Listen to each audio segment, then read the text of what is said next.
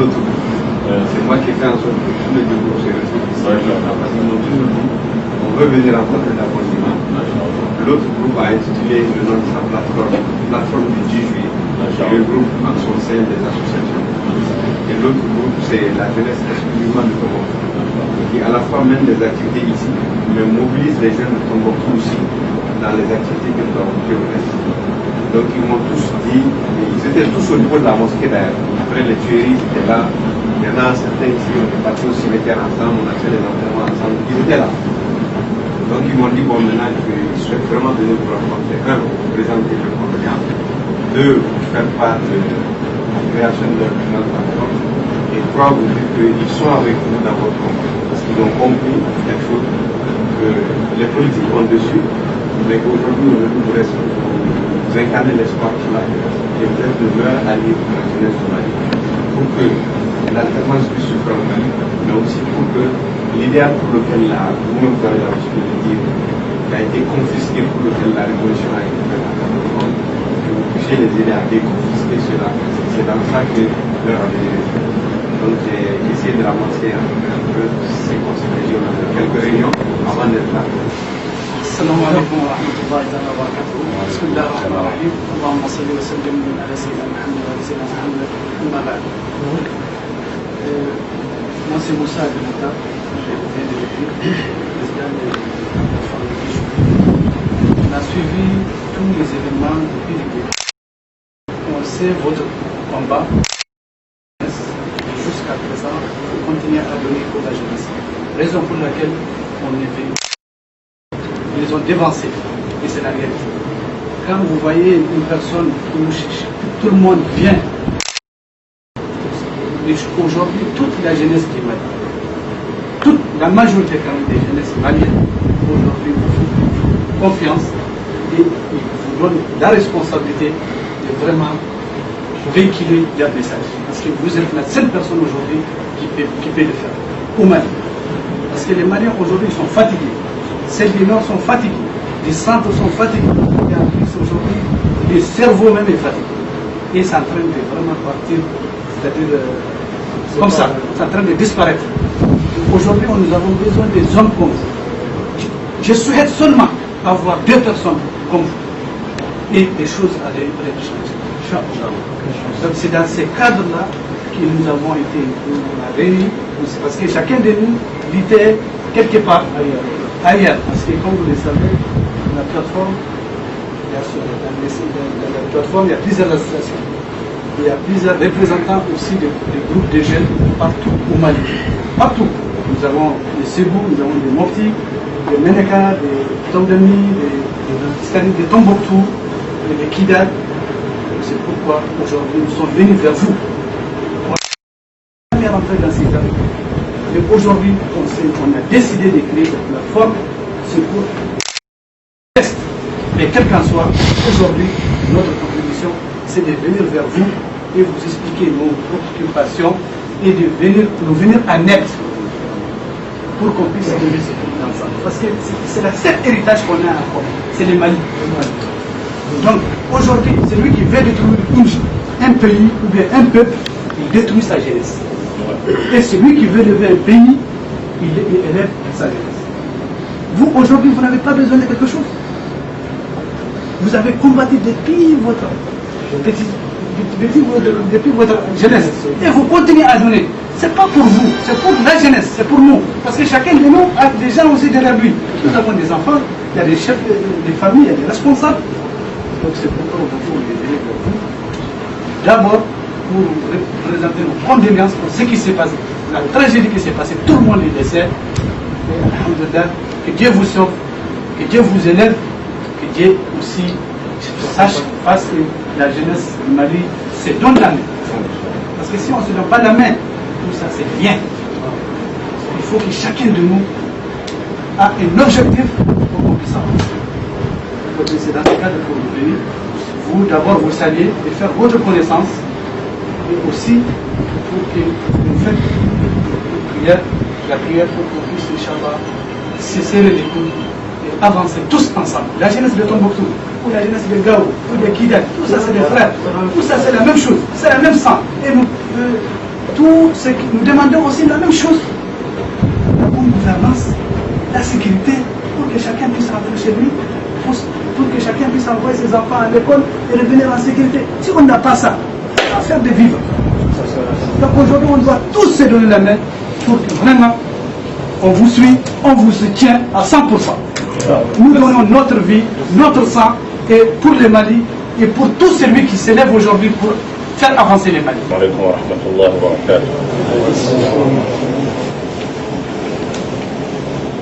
Merci.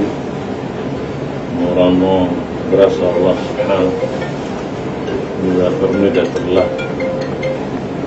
Je suis très ému et j'ai été très touché par cette démarche venant de la jeunesse, toute la jeunesse du Mali et ma jeunesse, mais celle du Nord a une particularité.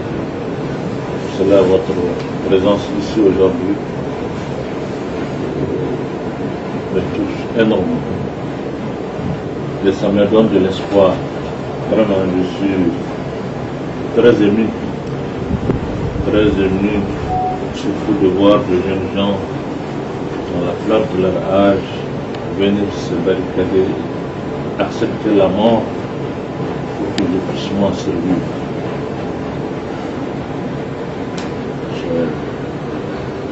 C'est très émouvant. C'est un message très fort. Moi, je considère ça comme un pacte entre moi et cette jeunesse qui a donné sa vie pour moi. Et que je dois encore redoubler d'ardeur pour me battre. Me battre pour la vérité. Me battre pour notre Mali.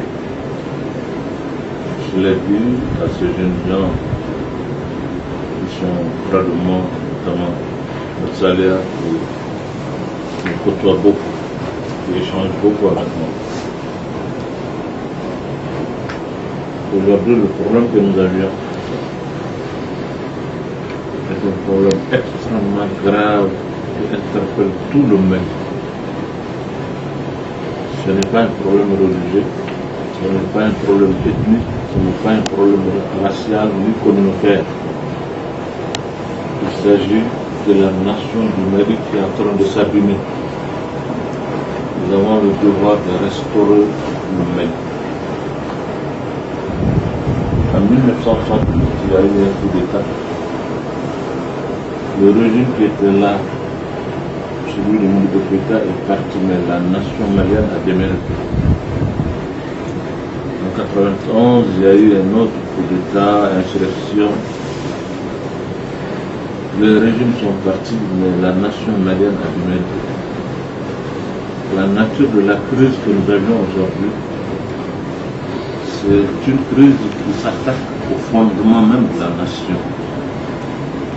Nous avons le Nord, dans lequel il y a de multitudes de problèmes. Pendant qu'on cherche à résoudre ce problème, le centre est embrasé. Ceux qui se battent dans le centre ne peuvent pas vous dire voici la raison. Ils ne savent même pas pourquoi. On a trouvé seulement le moyen de le mettre dos à dos. Et se battre. Vous partez dans le Sahel occidental, que la région de Caille, vous retrouvez des idées et des comportements qui sont de d'autres époques aujourd'hui. Depuis les fondements de la République au Mali est en train de partir, c'est même parti. Il a suffi qu'il y ait des élections pour que les gens se rendent compte en réalité que le système qui nous gouverne sont des systèmes en réalité qui ne sont pas légitimes, qui ne sont pas légitimes. On leur donne un cachet de légalité, mais c'est comme l'argent de la drogue, on met dans certaines choses pour blanchir. Aujourd'hui, c'est ce qu'on fait, on fraude, on vole, on fait tout. On amène ça à des institutions qui sont chargées de la gestion des élections dans le cachet pour légaliser. Donc c'est un pays qui est pris en otage. C'est un pays qui est gouverné par des gens qui ne sont pas légitimes, qui ont mis la légalité de leur côté seulement pour pouvoir profiter du pays. Leur affaire, ce n'est pas la jeunesse, ce n'est pas l'avenir du pays aujourd'hui. Vous observez le Mali aujourd'hui, il n'y a aucun chantier phare au Mali. Dire que voilà un chantier pour l'avenir, ça n'existe pas. Ce n'est pas des hommes d'État, c'est des hommes politiques. L'homme politique, c'est celui qui ne se soucie que de l'élection. Comment est-ce que je vais être député, comment est-ce que je vais être élu. L'homme d'État, celui qui pose les jalons du futur, des générations qui vont venir. Ils n'ont pas ce souci. Malheureusement, ils ont mis tout le pays dos à dos. Ils ont opposé tout le monde. Les ethnies, les races, les communautés, les religieux, tout le monde. Ils ont opposé tout le monde. Pendant que nous, on est là, on ne s'entend plus. Et ils ont mis les crapins sur les ressources du pays. Ils en font ce qu'ils veulent. Et leurs enfants, et leurs autres, je ne sais pas, les choses. Alors tout le Mali est là, on assiste comme si le Mali, c'est fini. Il n'y a plus de ressources, il n'y a plus d'intelligence, il n'y a plus de savoir. Le Mali ne mérite pas ça. Nous sommes une grande nation. C'est le Mali seul en Afrique qui a produit 5 empires en moins de 5 siècles. Et des royaumes. Nous avons eu des cités phares qui ont illuminé le monde. L'histoire du Mali a enseigné à travers le monde. Nous sommes une grande nation. Notre diversité, c'est notre richesse. Je l'ai dit que l'intelligence malienne, le génie malien a pu créer un concept qui fait que des gens qui ne sont pas de même couleur, de même religion souvent, et ne parlent pas la même langue, toutes ces barrières, malgré que ça doit les éloigner, ils ont trouvé un concept pour transcender ça et créer le vivre ensemble sur le cousinage.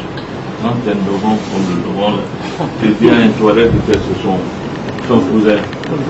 Ben, qu'est-ce que les Inuits, si ce n'est pas l'intelligence de savoir qu'ils sont dans un même espace géographique, ils doivent trouver un moyen pour s'accepter mutuellement.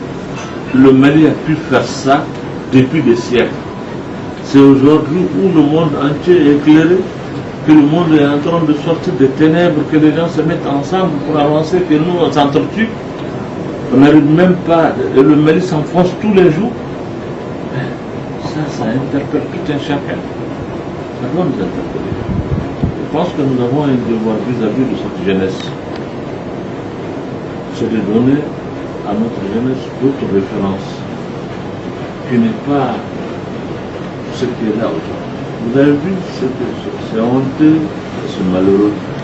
Les 4 chefs d'État vont venir au Mali parce que tout simplement il y a une dispute entre les gens qui sont opposés à un système avec un président. Incapables de trouver un terrain d'entente, incapables d'agir pour nous réconcilier. Mais tellement on a appauvri le Malien, le mental n'existe plus, le savoir-faire n'existe plus, la volonté de garder sa dignité et son honneur nous a quittés. Nous sommes devenus des gens assistés même dans l'esprit. Ça doit nous faire honte ce qui se passe dans notre pays. Je dis, moi je vais accueillir ce chef d'État, mais avec le cœur serré et brisé.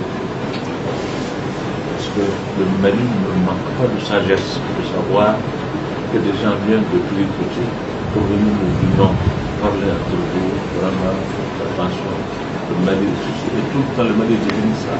Il y a 100 et quelques nations ici qui disent qu'ils sont venus pour se sécuriser le Mali. Où est cette sécurité? Nous sommes devenus aujourd'hui un truc, un jeu pour le reste du monde. Ils sont là. Qu'est-ce que l'administration fait ici? Ils font rien. Ils sont là en train de prendre des avions et aller, c'est devenu un jeu pour les autres. Nos dirigeants sont incapables de comprendre ça. Nos politiques sont incapables de comprendre ça. C'est ça qui j'ai tout toujours dit à ces gens-là, écoutez, si vous interrogez le génie malien, nous allons trouver quelque chose. Nous pouvons, nous, trouver une solution à nos problèmes. J'ai eu le privilège d'être désigné par l'Aïdrissa pour être comme le bon fils. J'étais à Kidal, je rencontré le toute l'infraction était là. Je leur ai posé la question. Alors on se bat pour quoi? Vous battez quoi? Entre l'Iforas, entre l'Irak, entre Adnan ou Ibnan, voilà, entre Daoussak, entre etc. Qu'est-ce qui vous différencie? Là-bas, vous avez la même couleur, la même culture, la même langue, la même religion, le même espace géographique. Alors maintenant, quelle est la raison? Il n'y a pas de raison. On est en train de nous instrumentaliser. Ce n'est pas être intelligent seulement. Vous nous intelligez pour avoir quoi? J'ai quitté là-bas, je suis venu à Gao, j'ai rencontré la plateforme. C'était chez l'autre bas. Hanoun, à son domicile, c'était tous là. Il y avait Gamou, tout le monde. Je leur ai posé la même question. On m'a dit ce jour-là que nous sommes des Kidal, on refuse qu'on rentre à Kidal. On refuse même de rentrer à Kidal. Je l'ai dit, c'est pas un problème. L'histoire vous donnera raison et vous allez rentrer un jour triomphalement à Kidal. Vous n'avez pas besoin des armes pour ça. Et juste celui que le prophète c'est le préféré de Dieu, il est sorti à la main. C'est ça, c'est la vie de la table. Il est sorti. Il voulait venir rentrer, on lui a dit non, tu ne rentres pas. Ses disciples ont demandé non. Mais comment nous avons la vérité chez nous, on ne rentre pas. Pourquoi? Il dit non, il ne faut pas rentrer. Ils disent non, nous sommes prêts à mourir pour toi, nous allons. Il dit non. C'est la raison pour laquelle il faut y aller. Moi, je ne suis pas venu pour que vous mourrez. Je suis venu pour que vous vivez et vous soyez heureux. Il faut rentrer. Ils sont rentrés. Quand il y a eu un pacte, le pacte, c'était presque une compromission. Les gens étaient énervés. Il leur a dit non, ils sont rentrés. Je vous exemple la plateforme. Il y a des situations dans lesquelles il faut accepter, pour faire travailler la raison, les mots clairs. Accepter ces gens-là, ce sont vos frères, qui sont dans l'erreur aujourd'hui. Les gens avec lesquels vous êtes nés, vous partagez tout. S'ils vous disent que vous ne rentrerez pas, vous dites qu'il y a chacun qui est en train de les animer. Et vous allez prendre des fusils pour aller les tuer, ils vont les tuer. Mais vous pensez que vous allez faire gagner quoi? Vous parlez de tous dans ce monde théorique. Ne faites pas ça.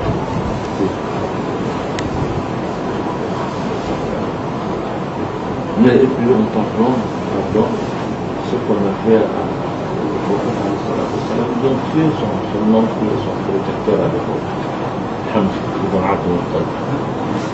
On l'a tué, on l'a éventré. On a fait de lui, le prophète a vu ça, humainement, ça lui a fait mal, il a juré, je vais me venger, faire au moins 70 comme ça, c'est ce qui m'a été fait.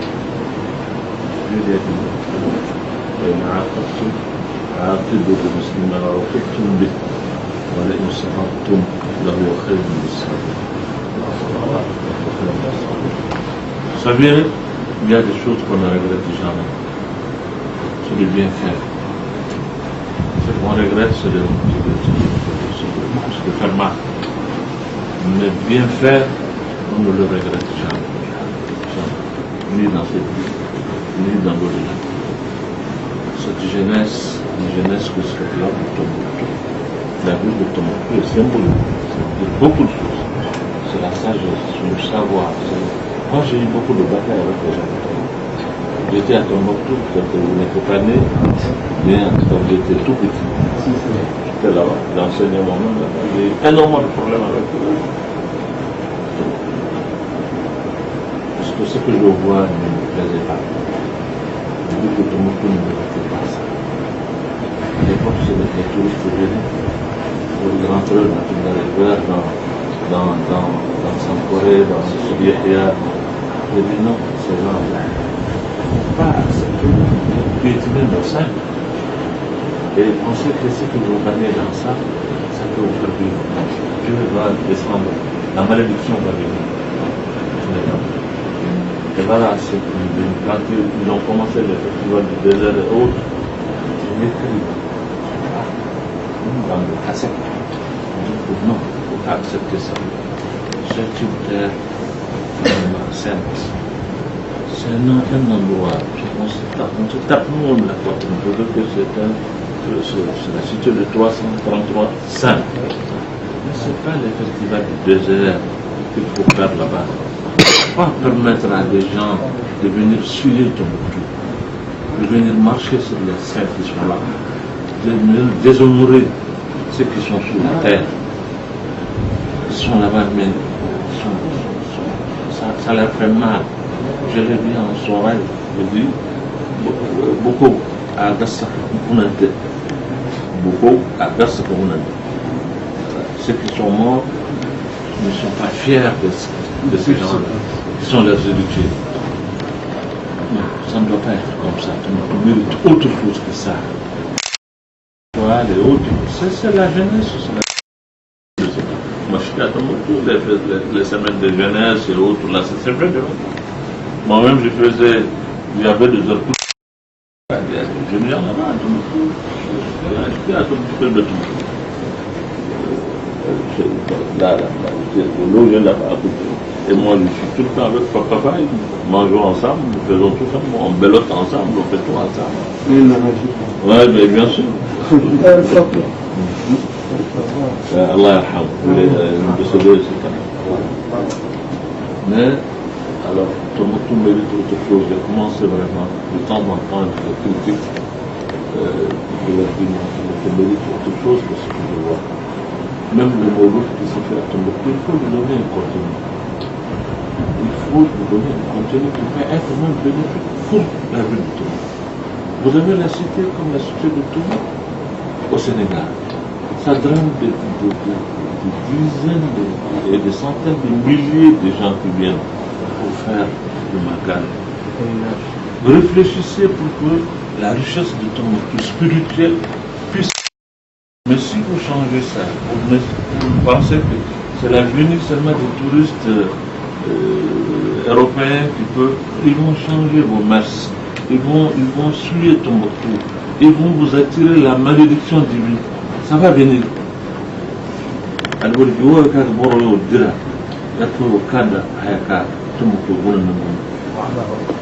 je l'ai dit à l'époque avec beaucoup de colère, mais je ne l'ai pas dit avec méchanceté. Mais je le sais. Et ce n'est pas seulement Tombouctou qui a vu, mais c'est toute la région qui a vu. Les malades qui se souviennent, la malédiction qui se souvient. Tout ce qu'on ne connaissait pas dans la politique, c'était les endroits les plus intéressants de ce qui se passe. Où on est vraiment en paix, on est en quiétude, on peut se lever la nuit, aller là où tu veux. Tu prends ton âne, tu prends ton cheval, tu vas là où tu veux, même si c'est la nuit. Moi je me souviens, moi je suis né à Tonka. La jeunesse, c'est une responsabilité d'autre. Et c'est la jeunesse qui agit. Je suis un imam, mes références sont des références religieuses. C'est pour cela que quand je parle souvent, je me dis, le prophète avant de quitter ce monde-là, il a commencé à préparer une expédition dans votre monde. C'est lui qui l'a pris pour le mettre devant et lui donner la conduite de cette expédition. C'était Oussama Ben Zaïd. Oussama, à l'époque, il avait 17 ans. Les gens étaient étonnés. Il y avait leur mort, Abou Bakr, 60 ans, 40 ans, 50 ans. Ils ont ça, un jeune qui a moins de 20 ans. Les gens ne comprenaient pas. Avant que l'expédition ne quitte, le prophète a commencé à avoir des malaises. Il est devenu lourd, il ne partait pas à la mosquée. Il a ordonné Mourou Abou Bakr de celle de Nas. Il a demandé de dire Abou Bakr n'a qu'à juger la prière. Quelques jours après, le prophète a salam de Allah. Les gens sont venus quand Abou Bakr est venu, Khalid, on les a suggéré. C'est vrai, c'est le prophète qui l'avait désigné, mais il est quand même jeune, moins de 20 ans. C'est une expédition qui est vraiment dans le charme, il ne peut pas, c'est trop risqué. Ils ont sifflé. Il dit non, je ne peux pas enlever quelqu'un que le prophète a désigné. Mais la lecture qu'on a faite de ces actes, Mourou Abou Bakr, et le fait qu'il a donné l'expédition à Oussama, ça veut dire que la tête qui doit penser, il a donné ça à un vieux qui est sage, qui est Abou Bakr, il doit être le calife. Maintenant, l'action, les gens qui doivent porter la chose, il a confié ça à la jeunesse. Donc la jeunesse a un rôle. Et c'est la jeunesse qui court.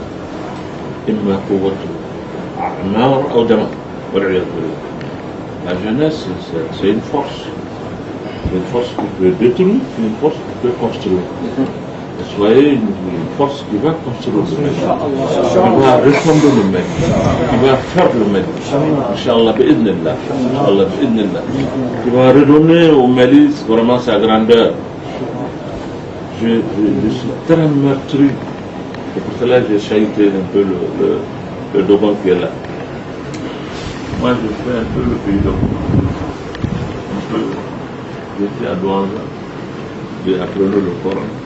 À l'époque, 68, m'a trouvé à Douanga. Il y avait un marabout, la Peul là-bas qui s'appelait Alayjor. Il était chez lui. Il était tout. Un observe. Donc j'ai côtoyé tellement le monde Dogon. Et ici, mes meilleurs amis sont les Dogons. Ici, à Dogon. Ma mosquée, peut-être la moitié, c'est les Dogons qui trient là. Ces gens voient aujourd'hui quelle est une situation conflictuelle entre ces communautés qui ont toujours vécu ensemble, qui ne savent même pas pourquoi ils se battent. Mais c'est un crime. Mais c'est pas, c'est rien, c'est fait, c'est quelque chose qu'on doit savoir. Dans le Nord, c'est comme ça. Les gens qui sont ensemble, qui sont nés ensemble, qui vivent ensemble, qui ont tout partagé ensemble, on veut tout le temps trouver un moyen de les opposer. Et cette politique aujourd'hui qui devrait nous mettre ensemble, avoir des pensées pour le développement, pour l'épanouissement de la jeunesse et du pays de façon générale, la politique est devenue un moyen aujourd'hui pour nous opposer, pour diviser le pays, pour nous morceler. Parce qu'ils savent que réunir le Mali dans sa diversité, aucune nation en Afrique ne peut nous faire face. Ils le savent. C'est pour cela qu'on fait tout pour soit diviser, pour soit morceler. Et ça, il faut que cette jeunesse intègre ça. C'est votre rôle, vous le faire. Et la jeunesse du Nord doit intégrer la jeunesse du Sud, la jeunesse du Sud doit intégrer la jeunesse du Nord. Il n'y a pas de Sud, il n'y a pas de Nord au Mali, il n'y a que le Mali. Il n'y a que le Mali. C'est le Mali Sud qui a ça. Partout où tu es seulement au Mali. Et il faut aller vers ça. Vraiment, je suis très heureux. Ça m'a fait... Ça m'a soulagé, vraiment, ça m'a soulagé, ça m'a très soulagé, vraiment. Et heureusement que la jeunesse